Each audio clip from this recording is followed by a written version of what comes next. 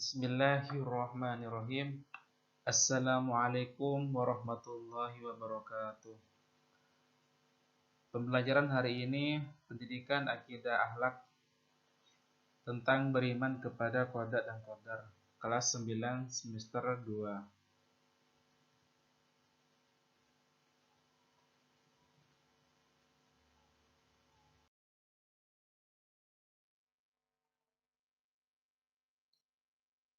Pengertian qada dan qadar. Qada secara bahasa etimologi yaitu ketetapan atau ketentuan.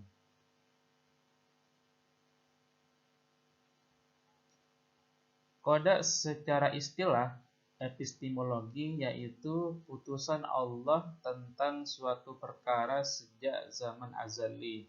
Sejak zaman azali itu sebelum adanya alam ini. Sedangkan qadar secara bahasa etimologi yaitu kuasa mengerjakan sesuatu.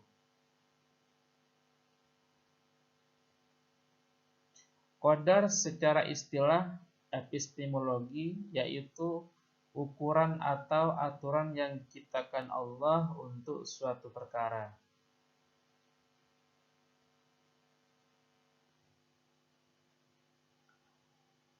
Jadi, qada adalah keputusan Allah sejak zaman azali. Sedangkan qadar adalah kenyataan dan ketentuan atau hukum Allah yang didahului oleh keputusannya. Itu adalah pengertian qada dan qadar.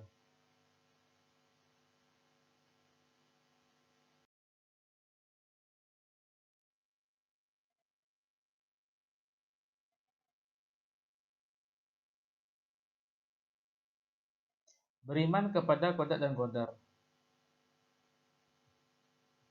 Iman kepada qada dan qadar adalah percaya dengan sepenuh hati bahwa Allah telah menetapkan segala ketentuan, undang-undang, peraturan hukum secara pasti untuk segala yang ada, yang mengikat antara sebab atau akibat segala sesuatu yang terjadi.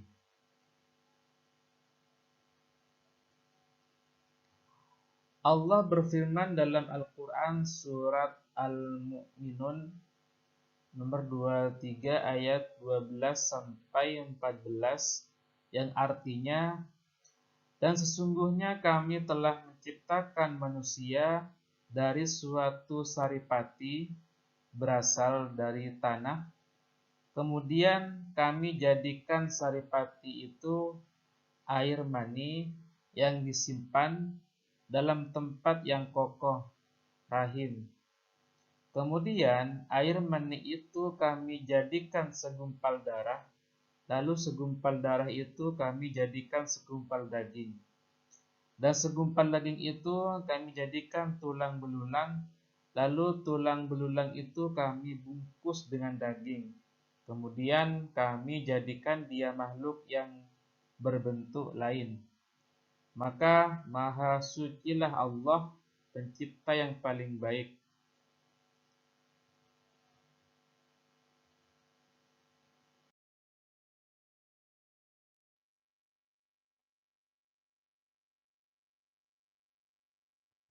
Qadar atau takdir mempunyai 4 tingkatan. Yang pertama yaitu al-ilmu. Al-ilmu itu bahwa Allah Subhanahu wa taala Maha mengetahui segala hal yang di dunia, baik yang belum, sedang, dan yang akan terjadi. Sedangkan yang kedua,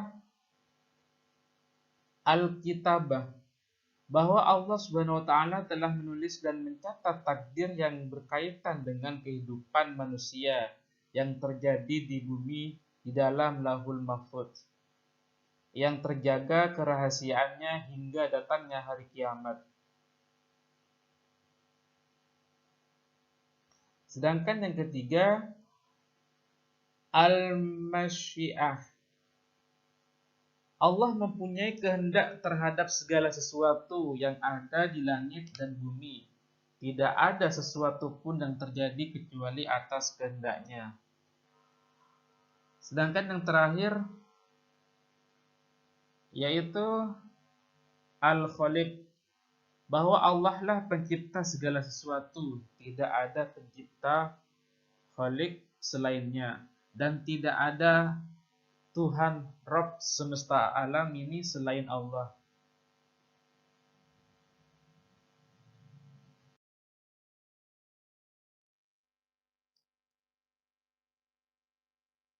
Takdir ada dua. Yang pertama, takdir mubram, yaitu ketetapan atas manusia dari Allah Subhanahu wa taala yang mutlak. Artinya sudah pasti terjadi dan pasti dialami oleh setiap makhluknya, sehingga tidak ada pun termasuk ikhtiar manusia yang memengaruhi ketetapan tersebut.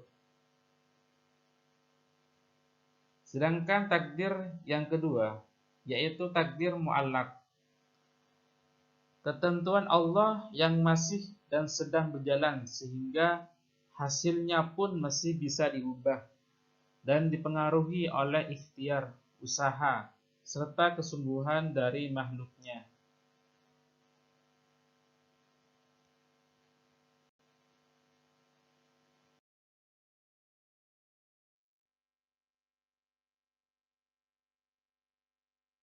Hikmah beriman kepada qada dan qadar.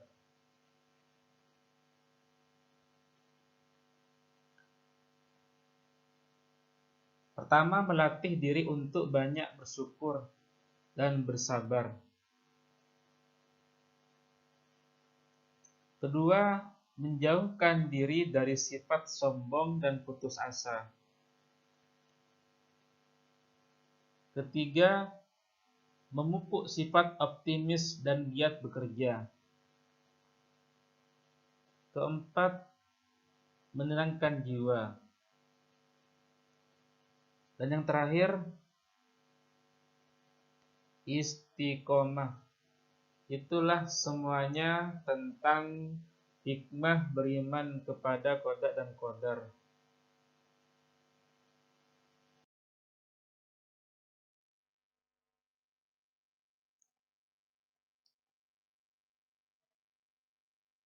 Contoh qada.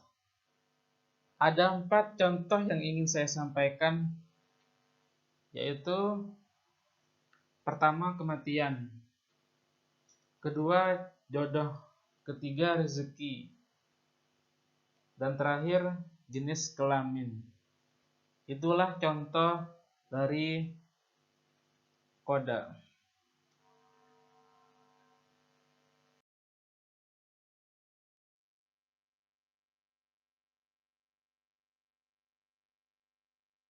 Berikutnya contoh qadar. Ada 3 yang ingin saya sampaikan contoh qadar. Pertama kemiskinan, kedua bodoh, ketiga kesehatan. Itulah semua tentang contoh qadar.